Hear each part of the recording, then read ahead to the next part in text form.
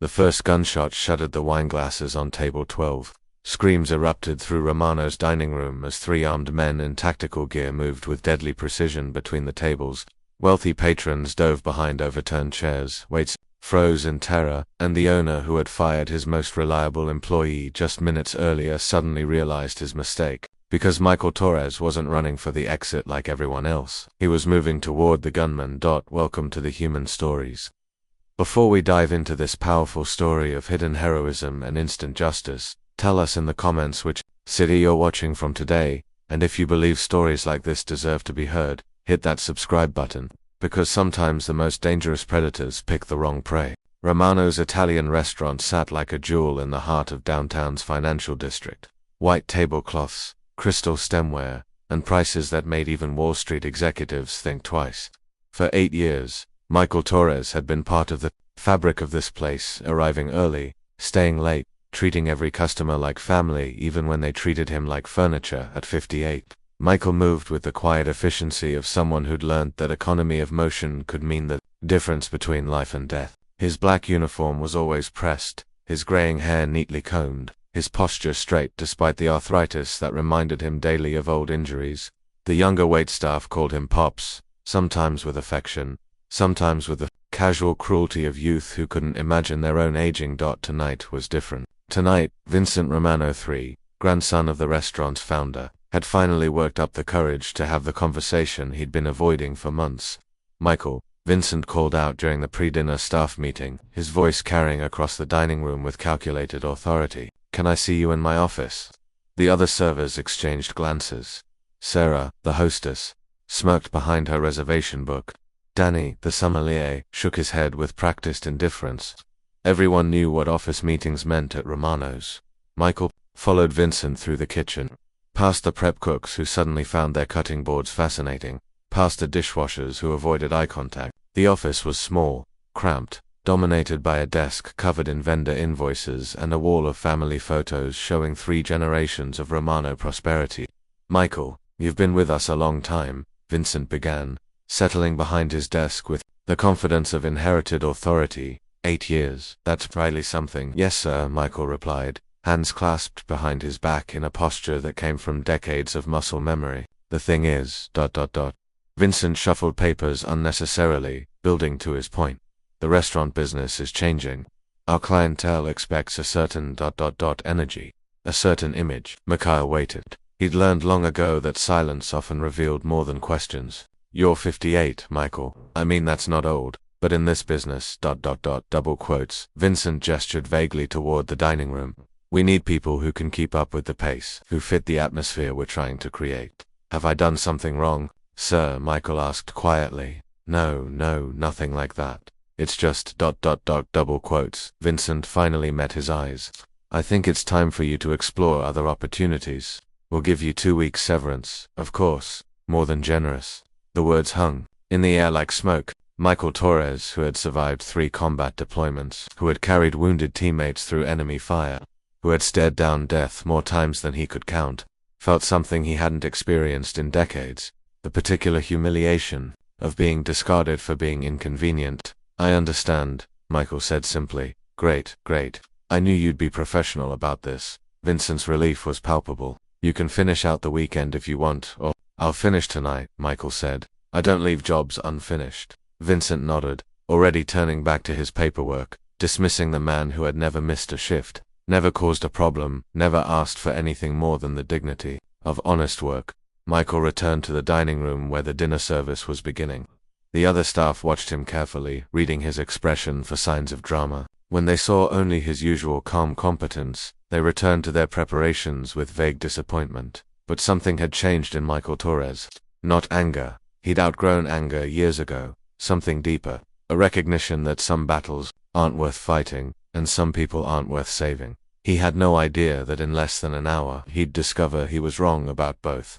Romano's filled quickly with the evening crowd. Thursday nights brought the financial district's elite, investment bankers celebrating deals, lawyers entertaining clients, tech executives discussing acquisitions over wine that cost more than most people's monthly rent.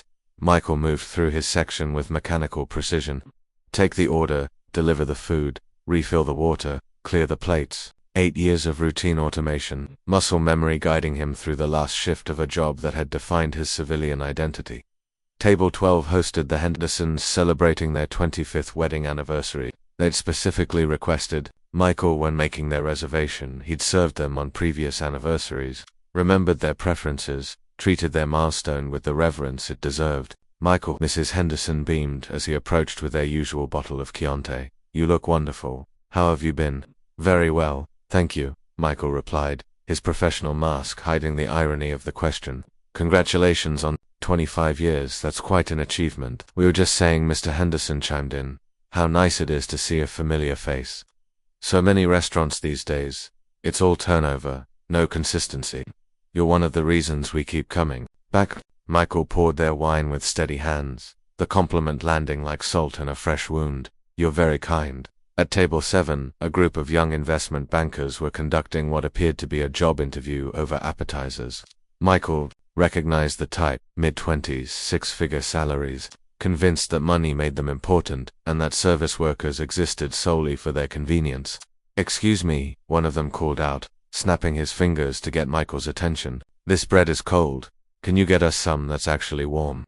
Michael examined the bread basket. The focaccia was room temperature, perfectly normal for bread that had been sitting for 5 minutes. Of course, sir, I'll have the kitchen prepare a fresh basket. And while you're at it, another banker added with the casual cruelty of someone who'd never been on the receiving end of it, maybe pick up the pace a little. We're not in a nursing home here. His colleagues laughed. Michael nodded once and headed toward the kitchen, his jaw tight but his expression unchanged. Behind him, he heard one of them mutter, God, how old is that guy? Romano really needs to upgrade his staff. In the kitchen, Chef Marco noticed Michael's tension. Everything okay, my friend? Just another night, Michael replied, waiting for the fresh bread. Marco had always treated him with respect. Former military himself, he recognized something in Michael's bearing that the front-of-house staff missed. You know, Marco said quietly, my cousin owns a place in Little Italy, nice neighborhood restaurant. He's looking for experienced servers. If you're interested. Michael looked at him with surprise. Why would you think I'm looking? Marco shrugged. Just a feeling. Sometimes change finds us whether we're looking for it or not. The conversation was interrupted by Vincent Romano bursting through the kitchen, doors, his face flushed with the particular stress of a busy service. Where's that order for table 15? He demanded. They've been waiting 20 minutes. 2 minutes out, Marco replied calmly. Vincent's eyes landed on Michael. And you? Table 7 is complaining about slow service.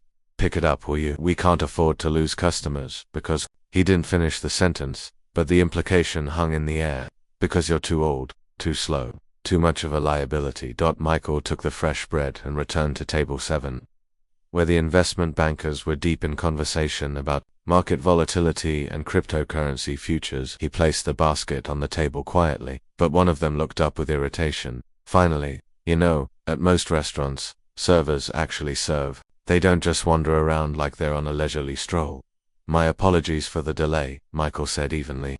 Maybe it's time to consider retirement, another banker suggested with a smirk. Let the younger generation handle the fast-paced work. Michael stood perfectly still for a moment, looking down at these young men who mistook wealth for wisdom, who confused success with superiority. In his mind, he was transported briefly to a different time, a different place, where arrogance like theirs got people killed.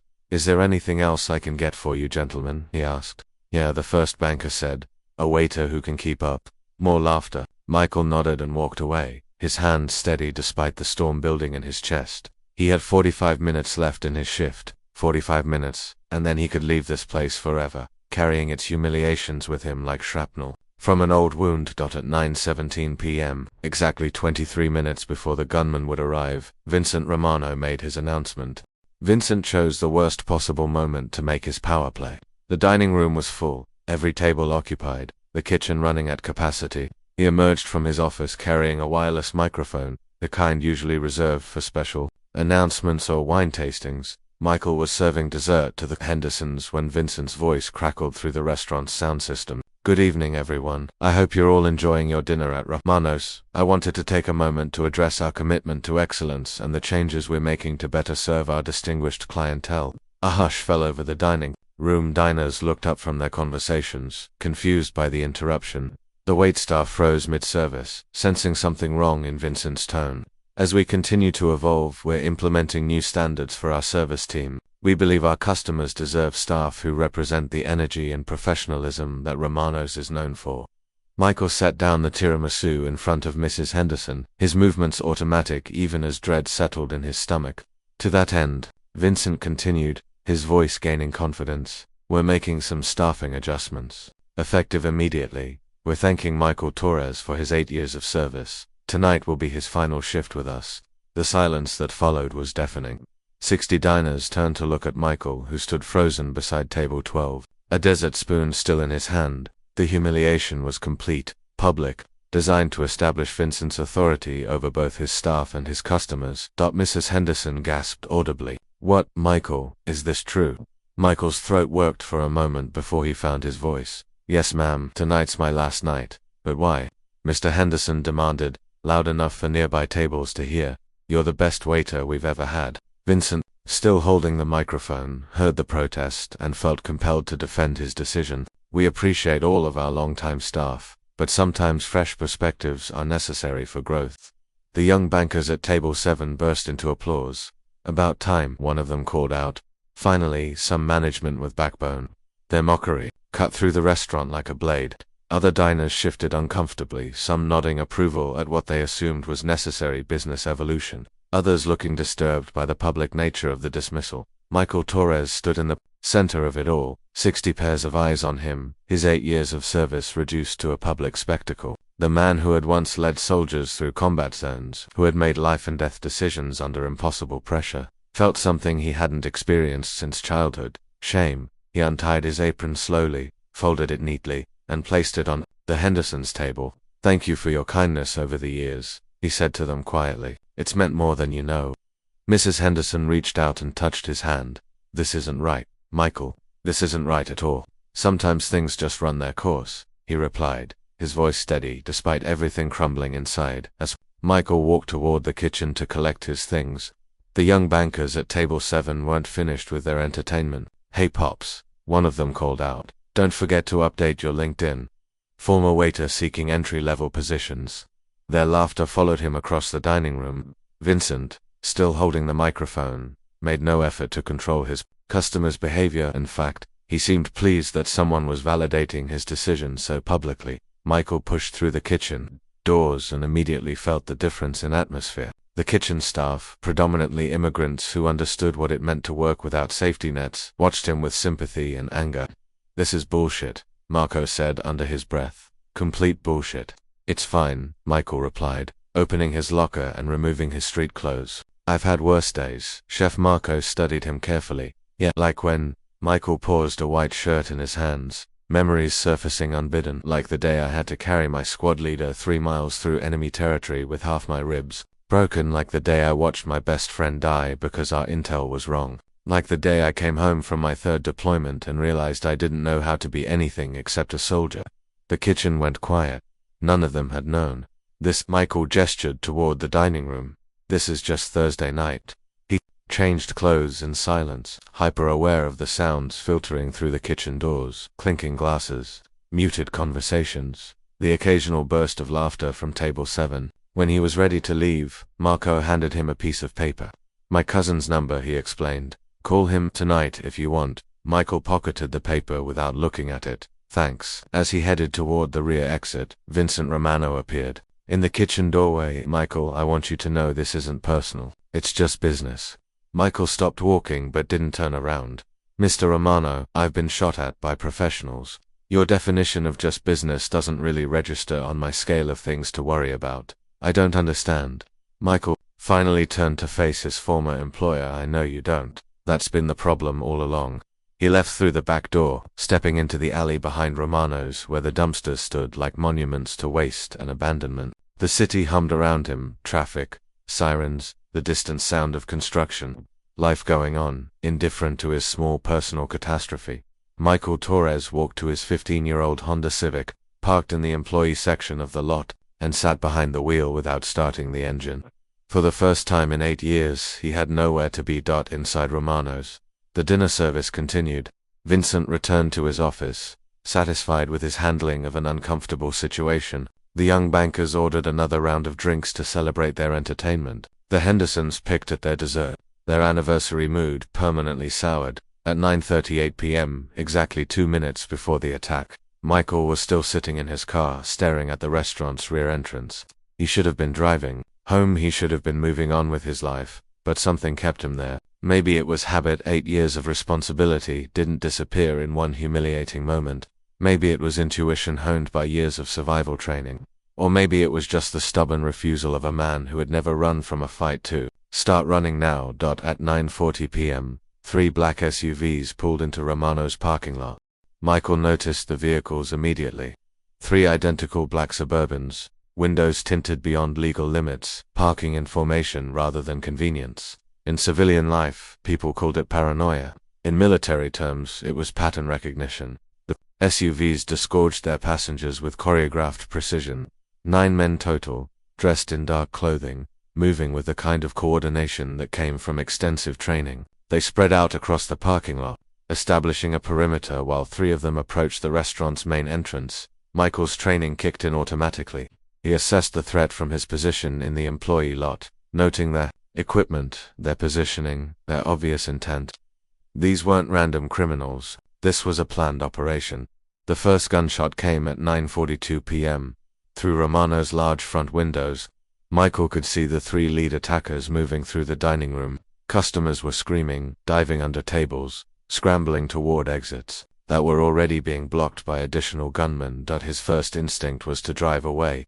This wasn't his fight anymore. Vincent Romano had made that clear. Let the police handle it. Let someone else be the hero. But then he saw Mrs. Henderson through the window, pressed against the floor next to her overturned anniversary table, her husband shielding her with his body. And he thought about the kitchen staff, Marco, and the prep cooks and the dishwashers who worked 2 jobs to send money home to their families. Michael Torres had spent 15 years learning to be a killer and 8 years learning to be a civilian. Tonight, Romano's was about to discover which lesson had stuck. He popped the trunk of his Honda and removed a small canvas bag he'd hoped never to open again. Inside were items that officially didn't exist. A tactical knife, flex cuffs, a small first aid kit, and a Sig Sauer P226 with 3 magazines of ammunition. The kind of equipment that didn't appear on any military inventory. The kind that soldiers like him were encouraged to lose during their final processing. Michael clipped the holster to his belt, checked the magazine, and chambered around. Muscle memory guided his hands through the routine he'd performed thousands of times in a previous life. The rear entrance to Romano's was still unguarded. The attackers had focused their initial assault on the main dining room, leaving the service areas temporarily unsecured. Michael approached the building using the same tactical movement he'd perfected in urban warfare training, staying low, using vehicles and dumpsters for concealment. The back door was propped open, as it always was during dinner service, to help with ventilation from the kitchen. Michael could hear shouting from inside, orders being barked in accented English, customers sobbing in terror. He paused at the threshold, listening, building a mental map of the situation. 3 voices giving orders, multiple hostages, demands being made for phones and identification. This wasn't a robbery, this was something else entirely.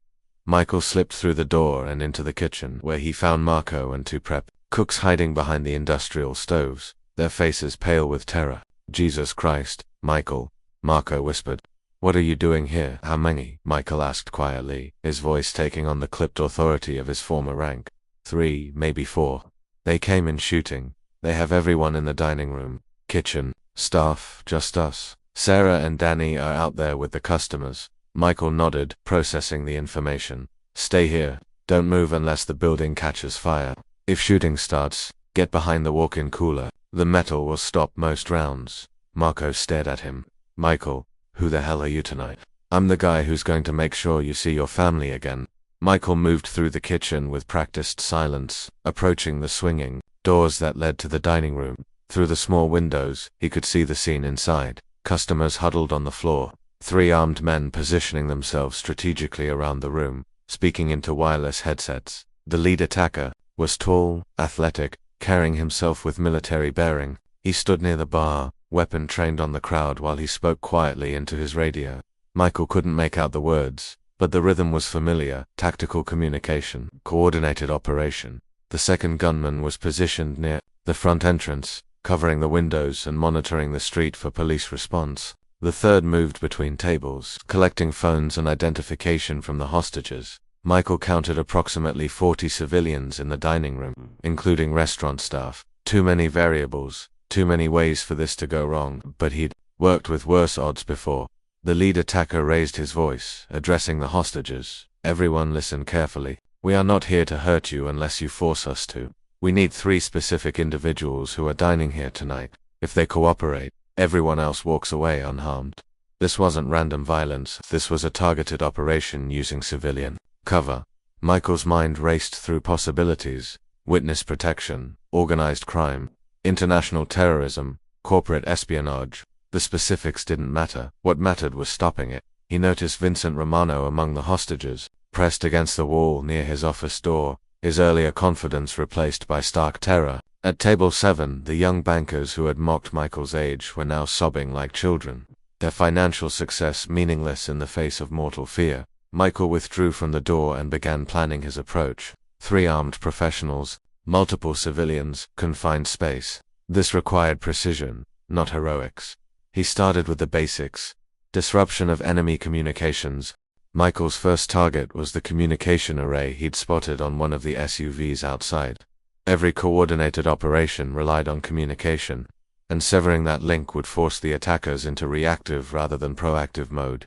He slipped back through the kitchen and out the rear door, moving with the ghost-like precision that had made him valuable in urban warfare environments. The parking lot was quiet except for the distant sound of sirens. Someone had managed to call 911 before the phones were collected. The communications vehicle was the middle SUV, its rear loaded with radio equipment and what appeared to be jamming devices. Michael approached from the blind spot, using his tactical knife to slice through multiple cable connections. The equipment died with a series of electronic whines and clicks. Inside the restaurant, he could hear one of the attackers, trying unsuccessfully to reach his outside support. Base, this is Alpha. Respond. Static. Base, do you copy? Michael smiled grimly. First advantage, isolation. He moved back toward the building, this time approaching the front entrance where the second gunman maintained his watch. The man was positioned behind an overturned table, rifle trained on the street, watching for police response that was still several minutes away. Michael studied the approach. Direct assault was impossible, too much open ground, too much risk to civilians. But the restaurant's architecture offered other options.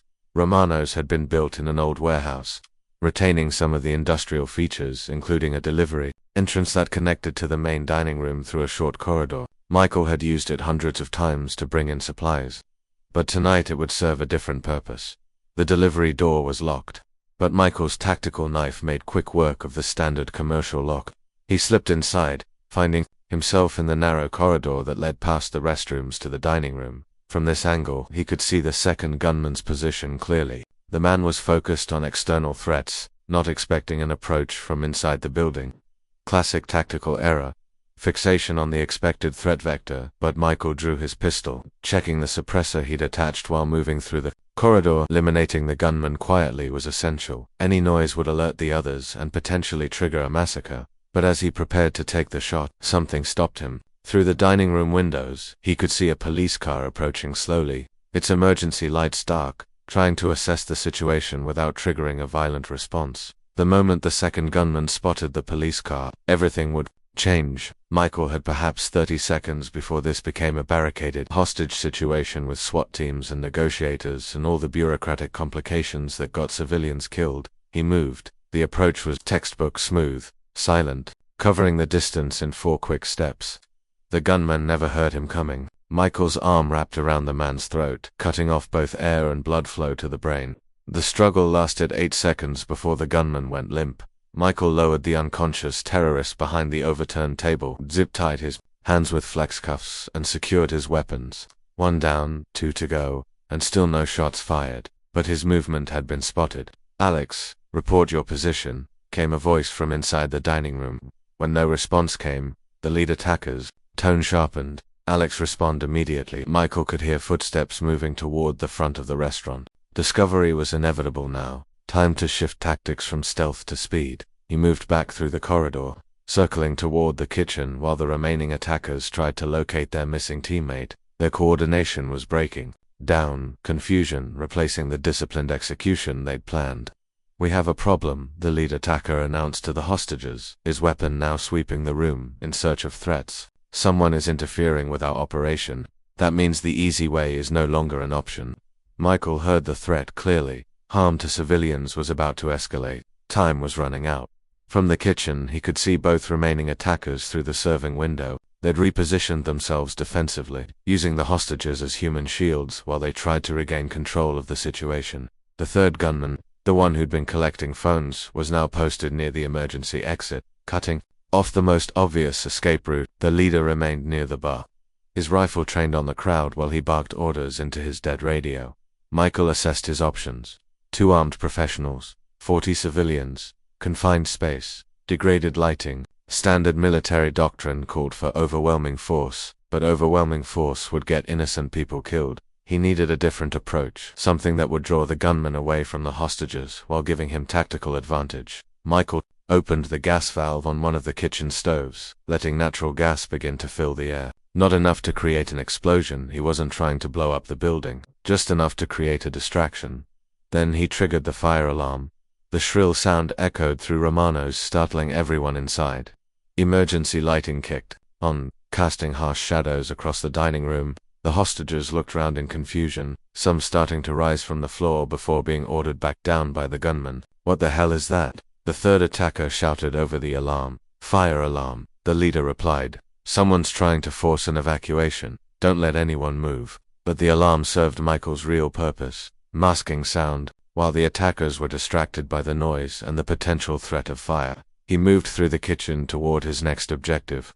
The leader was the primary target. Eliminate him, and the operation would collapse. But he was also the most protected, positioned behind the bar with clear sightlines across the entire dining room. Michael needed to get close, and there was only one way to do that. He was going to have to walk through the front door. Michael Torres stripped off his jacket and untucked his shirt, messing his hair and adopting the panicked expression of a terrified civilian. He holstered his weapon in the small of his back, concealed by his loose shirt, and prepared to do something that went against every tactical instinct he'd developed over 15 years of combat operations. He was going to surrender. Michael burst through the front entrance of Romano's, hands partially raised, breathing hard, as if he'd been running.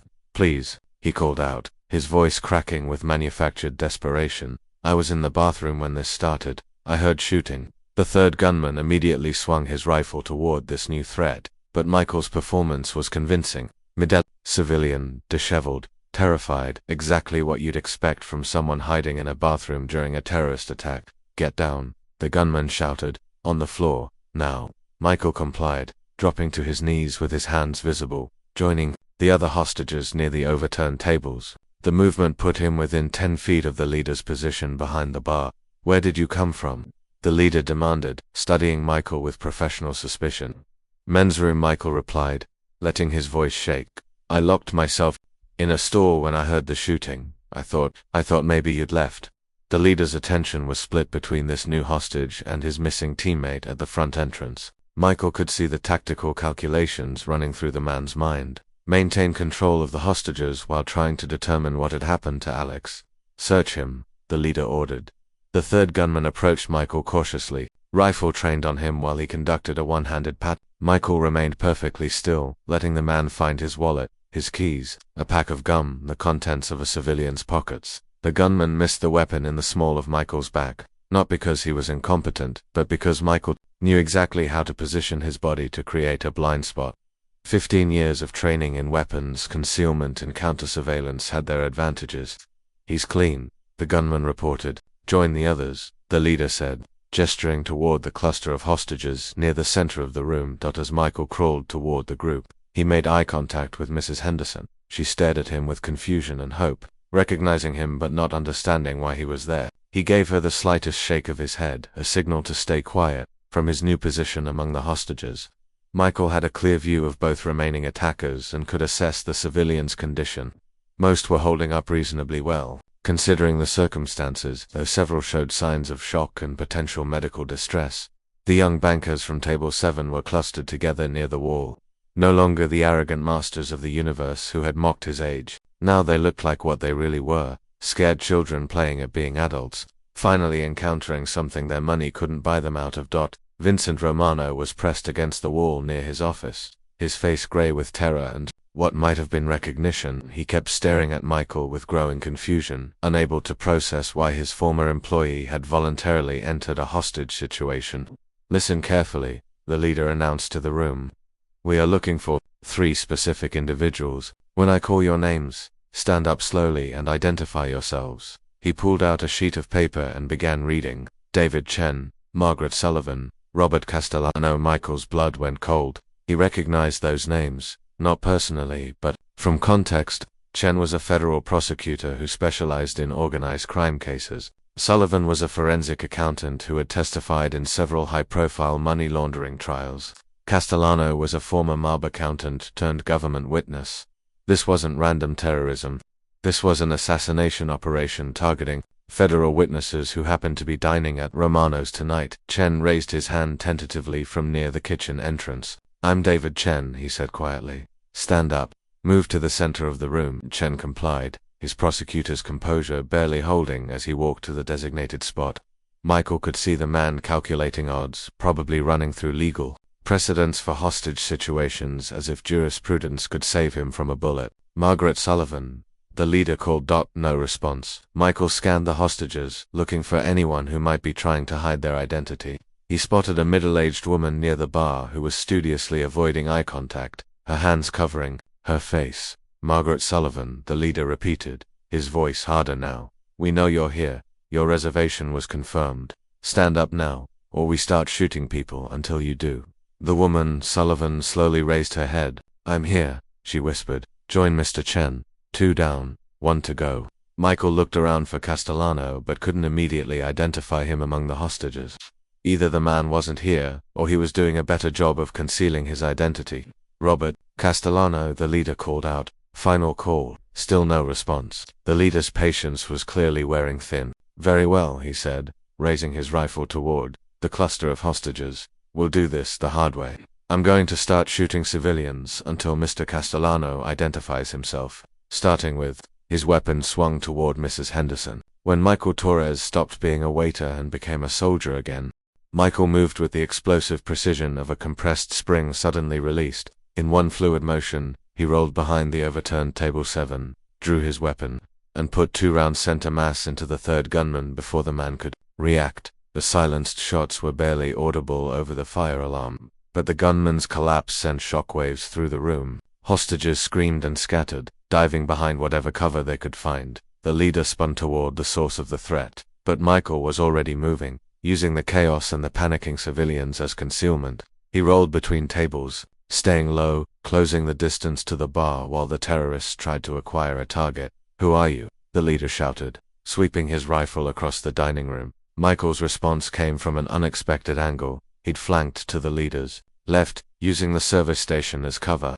"Someone who doesn't like bullies." The leader spun and fired, his shot splintering the wood where Michael had been a second earlier. But Michael was already gone, moving with the fluid tactical displacement he'd perfected in urban combat environments. "You're military," the leader called out, recognition in his voice. "Active or retired? Does it matter?" Michael replied from a new position. "It matters to me. I'm military too. Spetsnaz, before I went private. We don't have to do this the hard way." Michael almost laughed. "You just threatened to murder innocent people. There is no easy way." The leader was good. Michael had to give him credit. He moved with professional competence, using cover effectively, controlling his breathing, thinking tactically despite the collapse of his operation. But he made one critical error. He assumed Michael was just another American soldier, trained in conventional warfare. Michael Torres wasn't conventional warfare. He was 15 years of special operations, trained in counter-terrorism, hostage rescue, and close-quarters combat. He was the kind of soldier who operated in the spaces between official policy and necessary action. The leader realized his mistake. When Michael appeared behind him like a ghost, the Spetsnaz operative was skilled, but he'd been trained to fight other soldiers in controlled environments. Michael had been trained to eliminate threats in chaos, to make split-second decisions when civilian lives hung in the balance. To be precise, when precision was the difference between rescue and massacre. The fight lasted Exactly 12 seconds. Michael's first shot disabled the leader's weapon. His second pinned him behind the bar. The third and final shot came as the terrorist tried to draw a backup pistol, a clean headshot that ended the threat permanently. Silence fell over Romano's, except for the persistent wail of the fire alarm and the quiet sobbing of traumatized civilians. Michael Torres stood in the center of the dining room, weapon lowered but ready, surveying the scene with the cold efficiency of a man who had done this before. 40-plus civilians were safe. 3 terrorists were neutralized. The federal witnesses who had been targeted were alive. Mission accomplished.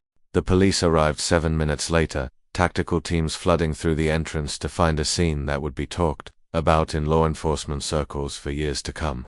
3 dead terrorists, 42 unharmed hostages, and 1 man sitting calmly at the bar with his hands visible and his weapons secured. "Sir," the SWAT team leader called out, rifle trained on Michael, "keep your hands where I can see them." "Weapon is safed and holstered," Michael replied without moving. "Hostiles are neutralized. Civilians are secure." The team leader approached cautiously, recognizing the professional language. "Who are you?" "Michael Torres, former Navy SEAL. I was an employee here." Mrs. Henderson, who had been helped to a chair by paramedics, looked up with tears in her eyes. "He saved us," she said to anyone who would listen. "That man saved all of us." As the scene was secured and statements were taken, the full scope of what had happened began to emerge. The FBI agents who arrived to take over the investigation confirmed that Chen, Sullivan, and Castellano were indeed federal witnesses in multiple organized crime cases. The attack had been a coordinated assassination attempt that would have eliminated 3 key prosecution witnesses in one operation. Agent Sarah Morrison, the FBI's lead investigator, sat across from Michael in Romano's now empty dining room, studying his military record on her tablet. "Navy SEAL Team 6, she read aloud, "multiple deployments. Specialized in counterterrorism and hostage rescue. Distinguished Service Medal, Bronze Star, Purple Heart." She looked up at him. "And for the past 8 years, you've been waiting." "Tables, everyone retires eventually," Michael replied. "But you kept your skills sharp." Michael was quiet for a moment. "Some things you don't forget, Mr. Torres. What you did tonight, it was extraordinary. You saved dozens of lives, protected federal witnesses, and neutralized a sophisticated terrorist operation. Single-handedly, I had good training." Agent Morrison leaned forward. "We could use someone with your skills. There are positions in federal law enforcement, consulting opportunities, private security contracts that would pay 10 times what you made here." Michael shook his head. "I'm not looking for that kind of work anymore." "Then what are you looking for?" Michael glanced around the restaurant where he'd spent 8 years building a quiet life, where he'd been humiliated and discarded just hours earlier, where he'd ultimately found himself again. "Honestly, I was looking for a job." 3 weeks later, Michael Torres stood in front of Romano's, reading the for sale sign that had been planted in the restaurant's front garden. Vincent Romano III had decided that the psychological trauma of the terrorist attack, combined with the media attention and police investigation, made the business untenable. The local news had covered the story extensively, though many details remained classified due to the ongoing federal prosecution. Michael had been described simply as a former military service member who happened to be present during the incident. He'd declined all interview requests and avoided the spotlight with the same determination he'd once used to avoid enemy snipers. Chef Marco approached from across the street, carrying a paper bag that smelled like fresh bread. "I heard you were here," Marco said, joining Michael on the sidewalk. "Thought you might be hungry. Thanks." Michael accepted the bag gratefully. "Heard Vincent selling." "Yeah, can't say I'm surprised. Man never had the stomach for running a real business anyway." Marco studied the empty restaurant. "My cousin, in Little Italy, is still looking for experienced servers. You know," Michael smiled, "I might take him up on that." "You should. Good neighborhood, good people. They appreciate loyalty there." They stood in comfortable silence for a moment, watching the traffic flow around what had been the scene of a terrorist attack 3 weeks earlier. Life moving on, as it always did. "Can I ask you something?" Marco said eventually. "Sure. That night when you came back, you could have driven away. You could have let someone else handle it. Why didn't you?" Michael considered the question. It was one he'd been asking himself for weeks. "You know how Vincent always talked about the Romano family legacy? 3 generations of serving the community, being part of the neighborhood. Yeah, I guess I realized that for 8 years. This place was my community too. Those people in there weren't just customers. Mrs. Henderson, the anniversary couple who always requested my section, the kitchen staff who treated me like family, even the young jerks at table 7 who thought I was too old to matter. Michael paused, organizing his thoughts. When you serve in the military, they teach you about duty, not just to your country, but to the people standing next to you. The guy on your left, the guy on your right. You don't abandon them when things get hard, even after they threw you out. Especially then. Michael turned to face Marco, because that's when you find out who you really are. When there's nothing in it for you, when no one's watching, when you could walk away and no one would blame you. That's when your real character shows. Marco nodded slowly. And what did you find out about yourself? Michael looked back at the empty restaurant, remembering the terror in Mrs. Henderson's eyes. The moment when he'd stopped running from his past and embraced it instead. I found out that some things matter more than pride. Some people are worth protecting, even when they don't think you're worth protecting. And sometimes the best way to honor the uniform you used to wear is to take care of the people who never had to wear one. A police car drove slowly past, the officer raising his hand in recognition. Michael had become something of a local legend among law enforcement. The quiet hero who had prevented a massacre and then disappeared back into civilian life. The FBI agent offered me a job, Michael said suddenly. Yeah, good money, great money, travel, adventure, the chance to use my skills in service of my country again. But Michael smiled, thinking about the conversation he'd had with Agent Morrison the week before. I told her I already had a job, taking care of people, making sure they feel safe when they're just trying to have dinner with their families. It might not be as exciting as hunting terrorists, but it matters. Marco clapped him on the shoulder. My cousin's going to like you. 6 months later, Michael Torres was back in his element. Luigi's Ristorante in Little Italy was everything Romano's had pretended to be: authentic, family-owned, community-focused. The customers knew their servers' names, the staff looked out for each other, and nobody got fired for having gray hair. Michael worked the dinner shift, just as he had at Romano's, but the atmosphere was entirely different. Luigi Marconi, the owner, treated his employees like family members. The regular customers weren't wealthy financiers looking to impress clients. They were neighborhood families celebrating birthdays, couples on modest dates, groups of friends sharing meals and stories. Tonight was special. Mrs. Henderson had made a reservation. She arrived promptly at 7, accompanied by her husband and another couple. When Michael approached their table, she stood up and hugged him like a long-lost nephew. Michael, you look wonderful. How's the new job? Much better, he replied, meaning it completely. How have you been? Well, we wanted to tell you that young man, Vincent Romano, he sold the restaurant to a chain. They're turning it into another sports bar. Mr. Henderson shook his head with disgust. No appreciation for history. No understanding of what that place meant to the community. Sometimes things run their course, Michael said, echoing the words he'd spoken that terrible night 6 months earlier. But that doesn't mean the good parts have to end. As he served their dinner, Michael reflected on the strange journey that had brought him here.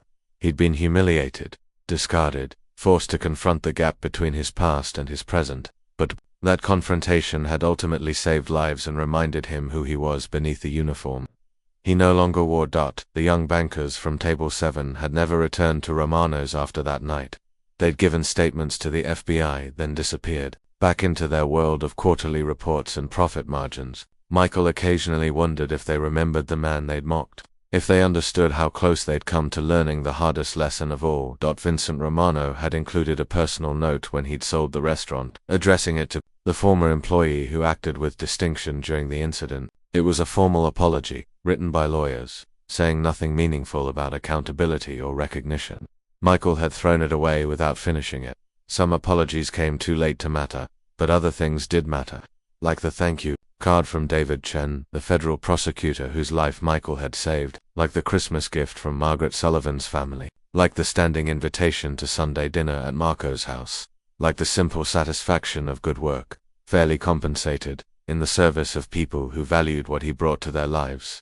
As the evening wound down and Michael cleaned his section, Luigi approached with a bottle of wine. For you, the older man said, a little celebration. What are we celebrating? 6 months. In this business, if someone makes it 6 months, they're family, and family takes care of family. Michael accepted the wine with genuine gratitude. Thank you, Luigi, that means more than you know. You're a good man, Michael Torres. I don't know everything about your past, but I know enough.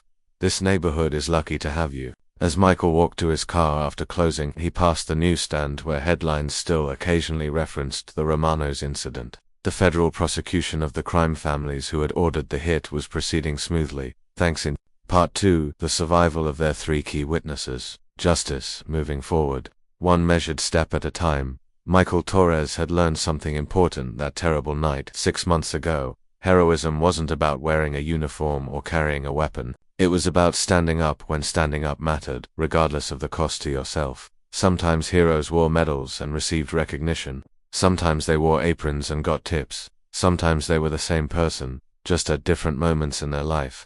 This story teaches us something profound about the nature of service and recognition. Michael Torres could have driven away that night. He could have let someone else handle the crisis. After all, he'd been publicly humiliated and fired just hours earlier. Instead, he chose to act not for recognition, not for revenge, but because protecting people was who he was, regardless of the uniform he wore or the job title on his paycheck. We live in a world that often confuses visibility with value, that assumes the person serving your coffee or taking your order has nothing important to offer. But all around us are people with extraordinary backgrounds, incredible skills, profound stories, people who have served their country, overcome impossible odds, or quietly made the world better in ways we'll never know. The next time you encounter someone in a service job, remember Michael Torres. Remember that the person behind the counter might once have saved lives in distant wars. The janitor might be a decorated veteran. The security guard might be the most dangerous person in the building, dangerous to those who would hurt the innocent. Don't wait for a crisis to reveal someone's true worth. Look closer, listen better, show respect not because of what someone can do for you, but because of who they are. Have you ever met someone like Michael Torres? Someone whose quiet competence suggested depths you couldn't imagine. Someone who did ordinary work with extraordinary character. Share their stories in the comments. Tell us about the unsung heroes in your life, the people who make your world safer and better without asking for recognition. And if this story moved you, subscribe to the Human Stories. We're committed to sharing the narratives of quiet courage, hidden heroism, and everyday excellence that make our world worth protecting. Remember, sometimes the most dangerous predators pick the wrong prey, and sometimes the person you underestimate is exactly the person you'll need when everything goes wrong. Until next time, pay attention to the invisible heroes around you. You might be surprised by what they're capable of.